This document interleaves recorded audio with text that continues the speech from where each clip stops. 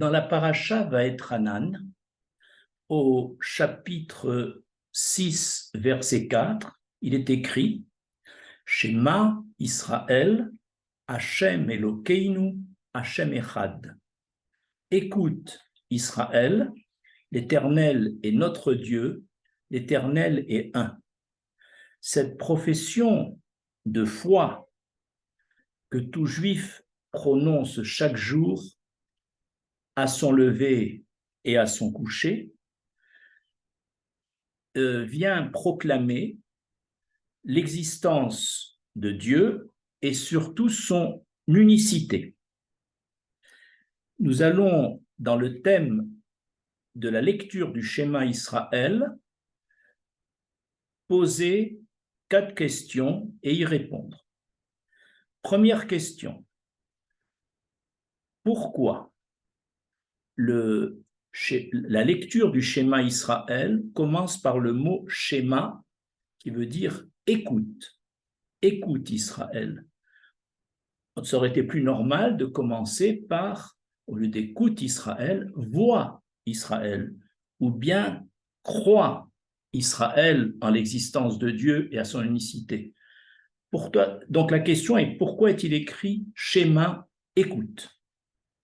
La réponse est donnée au verset du chapitre 4, verset 35 de notre paracha Vaetranan.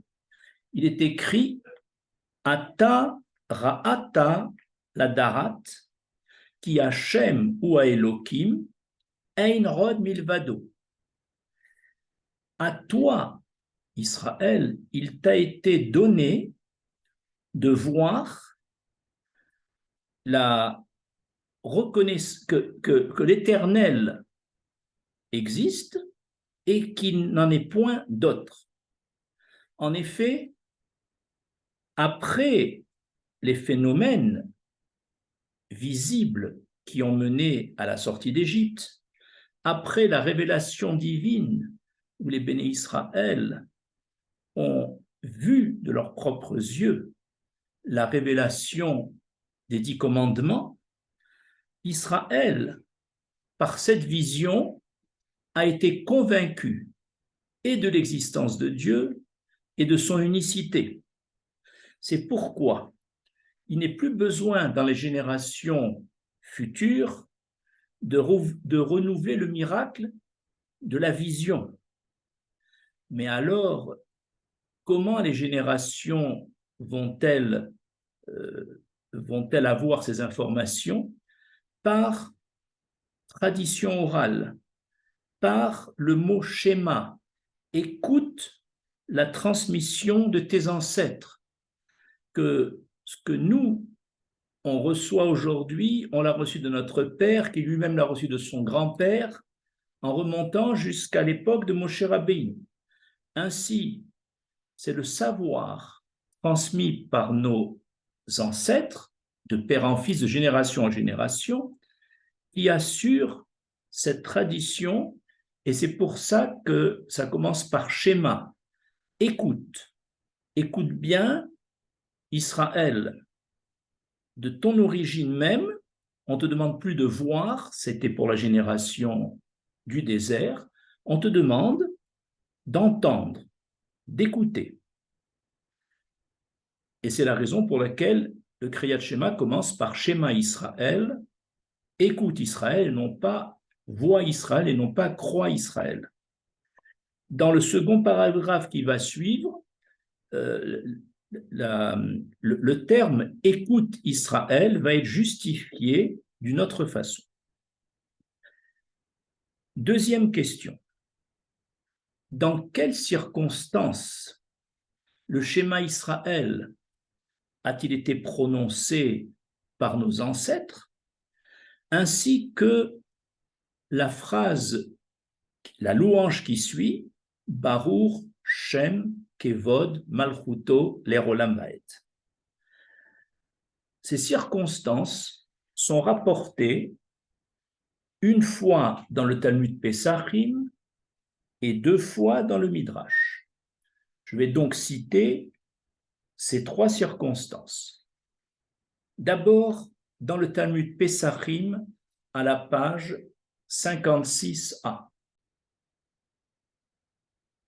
Dans le Talmud Pesachim à la page 56a, Rabbi Shimron ben Lakish a dit à propos du verset du Sefer Bereshit, chapitre 49, verset 1, et Yarakov convoqua ses fils, Yarakov voulait révéler à ses 12 fils ce qui se passerait dans la suite des temps. Mais il a senti la présence divine s'éloigner de lui et il a pensé, peut-être l'Éternel ne veut pas que je révèle à mes enfants la fin des temps parce que peut-être l'un d'entre eux aurait une tare, comme cela est arrivé à mon grand-père Abraham qui a engendré Ishmaël, et comme cela est arrivé à mon père Yitzhak qui a engendré Esav.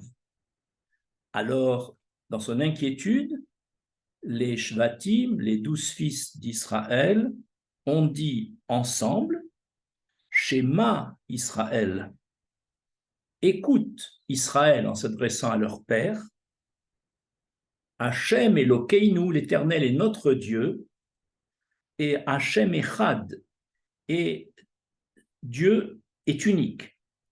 C'est alors que Yarakov, rassuré, a dit Baruch Shem Kevod Malchuto Lerolam Vaed, que son nom soit loué dans le glorieux royaume à tout jamais. Et nos sages, continue le Talmud Pesachim, se sont posé la question, est-ce que cette louange, Baruch Shem Kevod Malchuto Lerolam Vaed, doit-on la dire ou non? D'un côté, Moshe Rabbeinu ne l'a pas écrite dans le Sefer Torah, dans la paracha Veitranan. Il n'a écrit que Shema Israël. De notre côté, notre patriarche Yarakov l'a prononcé. Alors, que doit-on faire? Ne pas la prononcer comme Moshe Rabbeinu ou la prononcer comme Yarakov? Et finalement, nos sages ont décidé que on lira Baruch Shem Kevod Malchuto Lerolam Vaed, on la lira, mais discrètement, à voix basse. Ça, c'était l'explication du Talmud Pesachim. D'autre part, la deuxième source de la lecture du schéma se trouve dans le Midrash Rabbah, dans la paracha Vayéri, au chapitre 98. Il est écrit qu'au moment où Yarakov Avinu sentait qu'il allait quitter ce monde, il appela ses 12 enfants et leur dit, c'est lui qui a commencé à parler, écoutez, mes enfants, le Dieu d'Israël qui est au ciel, est-ce que vous le considérez comme votre Père? Et il ajoute, se pourrait-il qu'en votre cœur, vous éprouviez le désir de vous détacher de l'Éternel? Aussitôt, les enfants ont répondu, Shema Israël, écoute notre Père Israël, tout comme ton cœur n'éprouve aucun désir de se détacher et de rompre avec l'Éternel, eh bien notre cœur non plus n'éprouve pas ce besoin. Au contraire. Et là, ils ont dit, Shema Israël, Hachem Elokeinu, Hachem Echad. Et c'est maintenant Yarakov qui, content de leur réponse, a dit, mais à voix basse, en chuchotant, d'après le Midrash Rabbah, il a dit, Baruch Shem Kevod Malchuto Lerolam Vaed, loué soit le nom glorieux de l'Éternel à tout jamais. Et c'est pourquoi que l'on récite, d'après le Midrash, tous les jours le Kriyat Shema, matin et soir, Shema Israël, à voix haute, et ensuite on fait suivre de Baruch Shem Kevod Malchuto Lerolam Vaed à voix basse. La troisième source du Kriyat Shema se trouve dans le Midrash Yalkut Shimroni, de la Parasha Vaetranan au chapitre 834.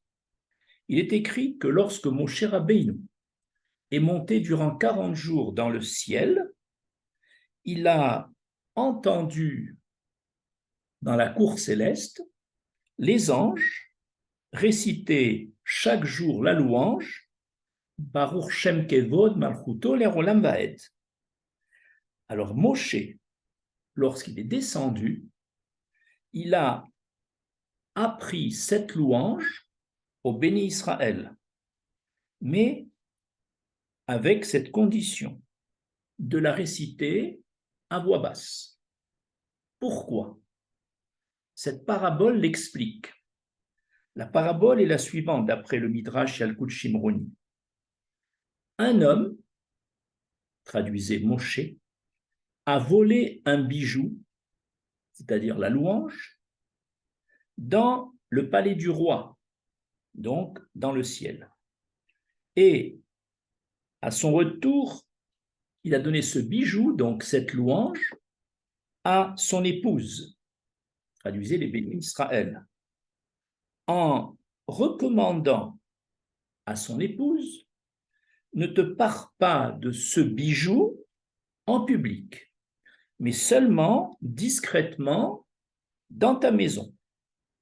Et c'est la raison pour laquelle Moshe n'a pas écrit dans le Sefer Torah Baruch Shem Kevod Malchuto Lerolam Vaed, parce que c'est une louange volée entre guillemets. Cependant, le jour de Yom Kippour, où par notre attitude, par notre jeûne, par nos prières de toute la journée, enveloppés dans notre talit, nous sommes déconnectés de toute matérialité, nous sommes comme des anges. Alors au jour de Yom Kippour, on peut réciter la louange Baruch Shem Kevod Malchuto Lerolam Vaed à voix haute.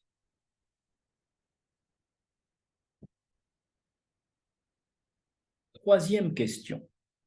Pourquoi Moshe Rabbeinu a-t-il écrit dans la paracha Vaetranan Shema Israël, Hashem Elokeinu, Hashem Echad, et pourquoi n'a-t-il pas écrit Baruch Shem Kevod Malchuto Lerolam Vaed, que l'on lit à voix basse, sauf à Kippour? La réponse est la suivante. La Torah écrite, Torah Shebirtav, n'a mentionné ni la montée de Moshe Rabbeinu vers le ciel pendant 40 jours, ni la louange des anges, Baruch Shem Kevod, Malchuto Lerolam Vaed. Ainsi, la Torah écrite a bien mentionné Shema Israël, mais c'est la Torah orale, c'est-à-dire Torah Sheba'al Peh, traduisez la Gemara ou le Midrash, qui ont mentionné Baruch Shem Kevod Malchuto Lerolam Vaed. Ainsi, le Shema Israël est à la Torah écrite, ce que Baruch Shem Kevod Malchuto Lerolam Vaed est à la Torah orale.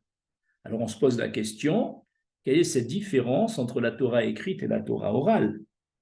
Eh bien, la Torah écrite a été donnée par l'Éternel au prophète Moshe Rabbeinu, qui l'a écrite et ainsi révélée de façon claire, écrite dans le Chumash, noir sur blanc, et représente la vérité dans ce monde, le Hémet.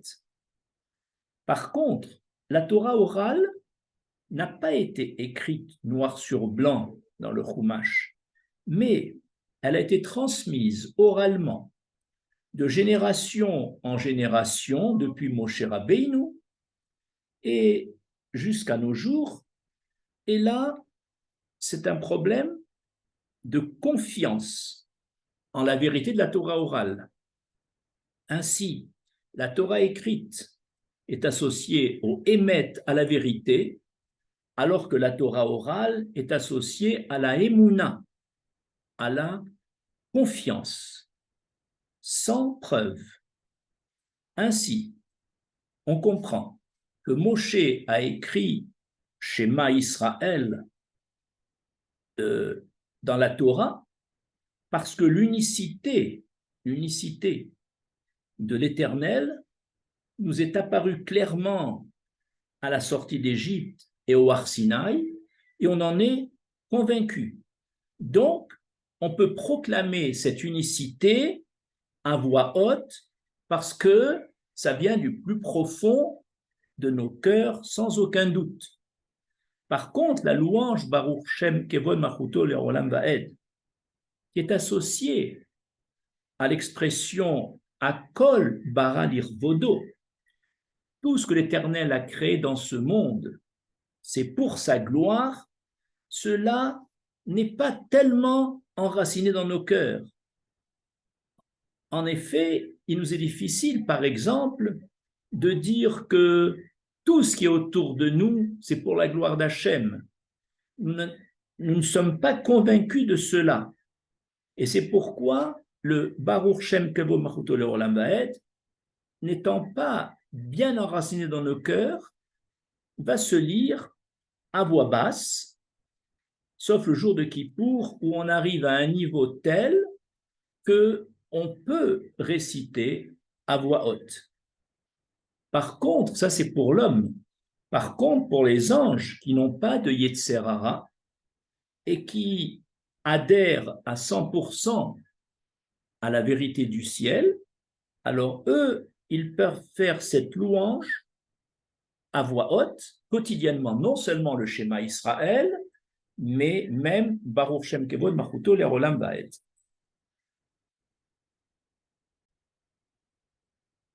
Quatrième et dernière question.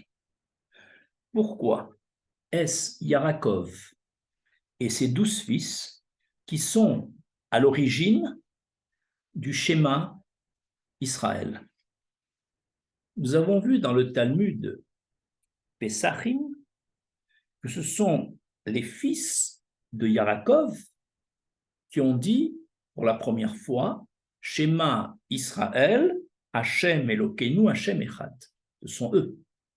Tandis que dans le Midrash Rabbah cité précédemment, c'est Yarakov qui a commencé à dire Shamrou l'Israël, écoutez Israël, et c'est les fils qui ont répondu ensuite Shema Israël, écoute Israël.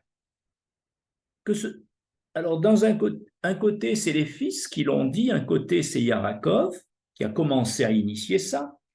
En tout cas, le point commun entre ces deux versions, c'est que c'est l'ensemble des 13 personnes réunies ensemble, c'est-à-dire Yarakov et ses 12 fils, c'est dans ce cercle-là qu'a été prononcé la première fois Shema Israël.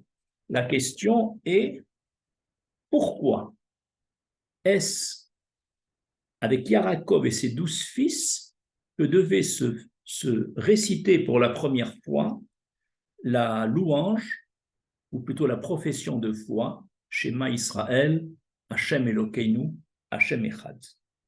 Voici l'explication.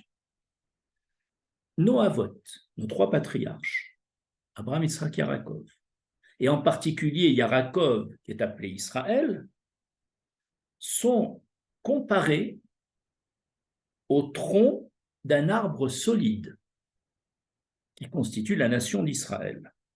Et cet arbre solide possède 12 branches. Et ces 12 branches sont les 12 fils de Yarakov.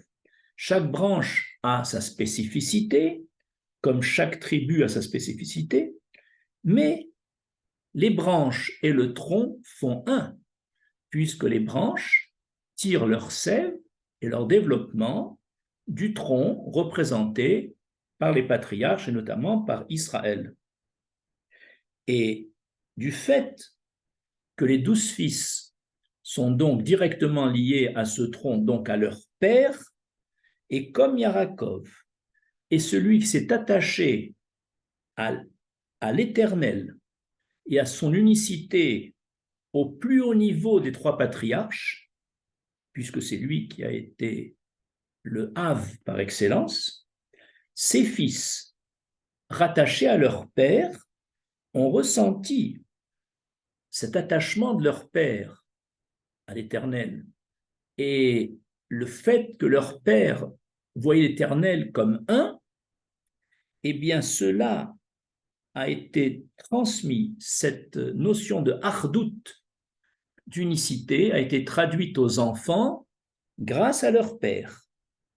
Et c'est ainsi qu'on comprend le début du Kriyat Shema. Écoute Israël, grâce à toi, qui as su faire le travail pour reconnaître que l'Éternel est notre Dieu et qu'il est un, nous, tes enfants, rattachés à toi, comme des branches rattachées à leur arbre, reconnaissons cette profession de foi et nous la reconnaîtrons de père en fils jusqu'à la fin des générations. Ainsi, on comprend pourquoi c'est en présence de Yarakov et des 12 fils que cette profession de foi Shema Israël a été prononcée. Et on a une allusion à ce qu'on vient de dire, puisque le mot Echad, Hachem Echad, Dieu est un, le mot Echad, formé des 3 lettres de l'alphabet hébraïque, Aleph, Chet et Dalet, ce mot a pour gematria 1 de Aleph plus 8 de Chet plus 4 de Dalet, ce qui fait 13. Et 13 représente les 13 personnes qui étaient réunies pour proclamer Shema Israël. Ces 13 personnes étaient Yarakov et ses 12 fils. Et c'est pour ça que Yarakov les avait réunis, pour qu'ils soient ensemble. Une deuxième allusion au mot Echad, c'est que chacune des lettres du mot Echad, qui veut dire un, qui veut dire unique, à la lettre Aleph du mot Echad correspond Yarakov. Yarakov qui est le patriarche par excellence, Aleph, au niveau supérieur. Le Chet de Echad fait allusion aux 8 fils de Léa et de Rachel, puisque Léa a eu 6 fils et Rachel 2, ce qui fait 8. Quant au Dalet de Gematria 4, le Dalet de Echad fait allusion aux enfants, aux 4 enfants des 2 servantes, 2 de Léa, 2 de la servante de Léa et 2 de la servante de Rachel, ce qui fait que le mot Echad fait allusion à Yarakov, aux 8 enfants de nos matriarches, Rachel et Léa, et aux 4 enfants des servantes. Et tout cet ensemble, Echad, est uni à Israël, et ainsi, ça va plus loin, la Kedusha de l'Éternel, c'est-à-dire Kusha Berichu, et Israël font un. Quand on dit Israël, c'est Israël en tant que père de notre nation, c'est-à-dire Yarakov. Il faisait un avec Hachem, mais Israël aussi, c'est sa descendance, les béné Israël.